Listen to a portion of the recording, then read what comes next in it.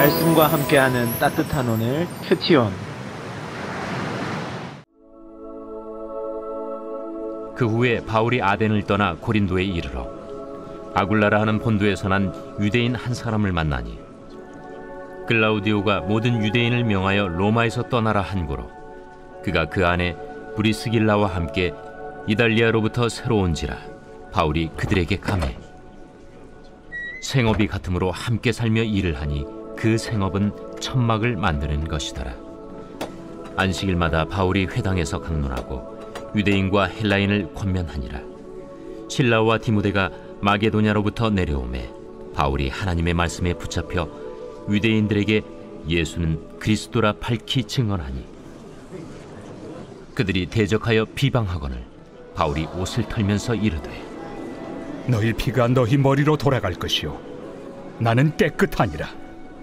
이후에는 이방인에게로 가리라 하고 거기서 옮겨 하나님을 경외하는 디도 유스도라 하는 사람의 집에 들어가니 그 집은 회당 옆이라. 또 회당장 그리스보가 온 집안과 더불어 주를 믿으며 수많은 고린도 사람도 듣고 믿어 세례를 받더라.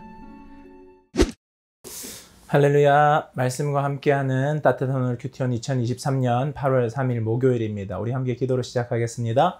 사랑의 하나님 감사드립니다. 오늘 이 하루도 말씀하시고 깨닫게 하시고 이끌어 주시옵소서. 감사드리며 이 모든 말씀 우리 주 예수 그리스도 이름으로 기도드립니다. 아멘. 오늘 말씀은 사도행전 18장 1절에서 8절까지 말씀입니다. 이제 바울 일행은 아덴에서 고린도 지역으로 이동하게 됩니다. 아덴이 철학과 사상을 대표하는 도시였다면 고린도는 항구 도시로서 문화와 건축, 예술, 그리고 축제의 중심 도시였습니다. 특별히 고린도는 상당히 음란한 것으로 성적으로 타락하였던 도시이기도 합니다. 오늘 말씀에서 고린도 지역으로 이동했던 사도 바울은 동역자들을 만나게 됩니다. 브리스길라와 아굴라를 만나게 되는데요. 바울은 그들과 함께 살면서 함께 일하게 됩니다. 그러면서 그 생업, 바울의 또 다른 살기 위해서 일하는 그 생업에 대해서 이야기 나오는데요. 3절에서 나오는데요. 천막을 만드는 일이 바울의 생업이었다. 그래서 텐트 메이커스 이런 말들 들어보셨습니까? 사도 바울이 복음을 전하는 것과 함께 자신이 먹고 살기 위하여서 자비량으로 자신이 했었던 일이 무엇이냐? 천막을 만드는. 그래서 이 추정하기로 브리스길라와 아굴라가 하고 있었던 천막 만드는 공장 그곳에 사도 바울이 들어갔고 그곳에서 묵으면서 함께 복음 사역과 천막 만드는 일을 함께 하신 것으로 보고 있습니다. 바울은 철저히 자비량으로 선교비를 충당하면서 그 일들을 감당했습니다. 낮에는 일을 하고 그 외 시간에는 회당에 가서 말씀을 전했습니다. 바울은 다른 지역들에서는 크게 짧은 시간만 머물렀었는데요. 특별히 고린도에서는 약 1년 6개월이라는 긴 시간 동안 머물게 됩니다. 그 이유가 장기 사역자가 된 것은 천막을 만드는 동업자 아굴라와 브리스길라 부부를 만나서 생활비도 벌면서 그가 안정되게 거주할 수 있었던 것입니다. 우리들이 이렇게 볼 때 하나님의 돕는 손길, 하나님의 동역자를 만나는 것이 얼마나 큰 복인지 바라보게 됩니다. 우리는 하나님 도와주세요. 하나님이 제 인생에 일해 주세요. 고백할 때에 하나님의 믿음의 돕는 손길을 통해서 나를 도와주실 수 있다는 것을 반드시 알아야 합니다. 하나님은 사람을 통해 일하십니다. 믿음의 사람을 붙여주시고 돕는 손길을 붙여주십니다. 그것을 통하여서 사도 바울도 복음의 일꾼이 되고 그의 돕는 손길들을 통하여서 그가 머물 수 있게 되고 그가 돕는 손길들을 통해 함께 일하면서 그의 생업으로 돈을 벌 수 있게 되어서 그가 넉넉히 복음 사역을 감당할 수 있었던 것입니다. 여러분들, 여러분 주위에 하나님 붙여주신 믿음의 동력자들, 믿음의 돕는 손길들이 있을 것인데요. 그분들을 바라보며 하나님의 손길을 볼 수 있는 우리 모든 청년들 되기를 바랍니다. 그리고 바울은 이제 유대인의 회당으로 갑니다. 바울의 전도 방식의 가장 대표적인 전도 방식은 한 지역으로 가면 유대인들이 모여있는 회당으로 간다는 겁니다. 그리고 그곳에서 복음을 전했던 것이거든요. 바울은 또 고린도에서도 유대인의 회당으로 가서 복음을 전하는데요. 사람들이 그를 대적하고 비방합니다. 유대인들이 바울을 비방하는 거예요. 그때 바울은 옷을 털며 회장을 빠져나갑니다. 6절 말씀인데요. 그들이 대적하여 비방하거늘 바울이 옷을 털면서 이르되 너희 피가 너희 머리로 돌아갈 것이요 나는 깨끗하니라. 이후에는 이방인에게로 가리라 하고 예수님이 제자들을 파송하시면서 그들에게 한 것이 곳곳에 가서 복음을 전할 때 그들이 받아들이지 않으면 발에 있는 먼지를 털어버리고 옷을 털어버리고 떠나라. 듣는 자들의 책임이 있다는 것입니다. 그러니까 복음을 전하는 우리들에게는 어떤 책임이 있느냐?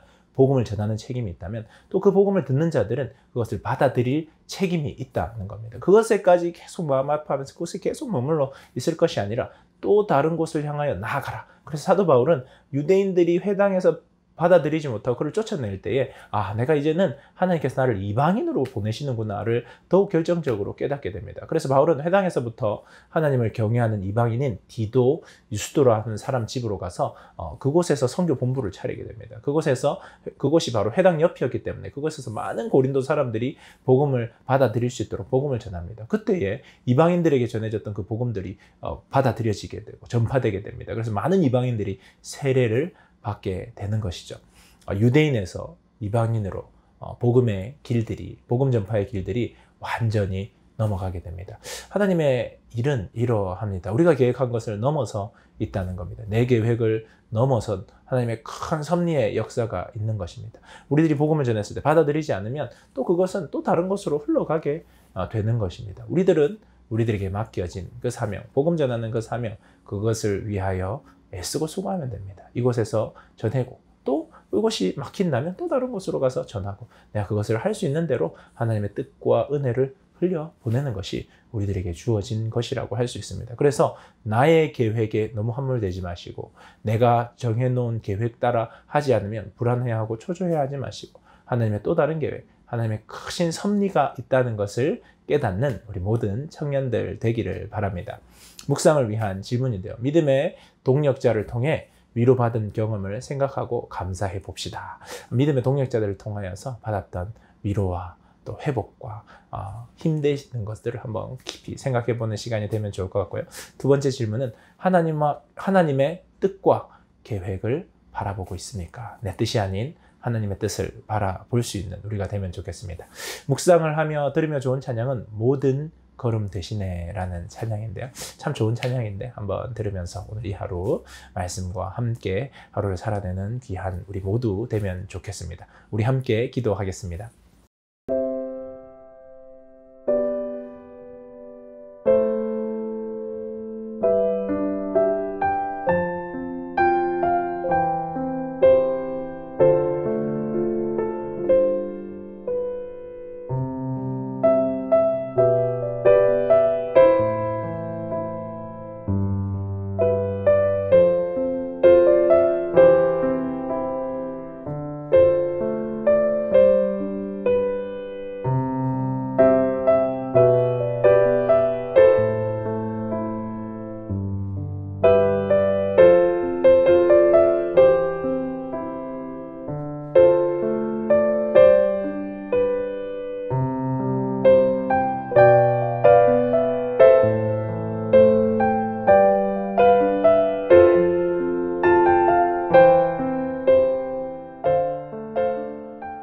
사랑의 하나님 감사드립니다. 잡으시고 지키시고 인도하시니 감사를 드립니다. 주님, 믿음의 동력자들과 함께 서가게 하여 주시고 믿음의 동력자들을 통하여서 하나님의 돕는 손길을 깊이 깨닫게 하여 주시옵소서. 주님, 나의 생각과 나의 뜻보다 더 크신 하나님의 생각과 뜻을 바라보는 저희들 될 수 있도록 함께 하여 주시옵소서. 감사드리며 이 모든 말씀 우리 주 예수 그리스도 이름으로 기도드립니다.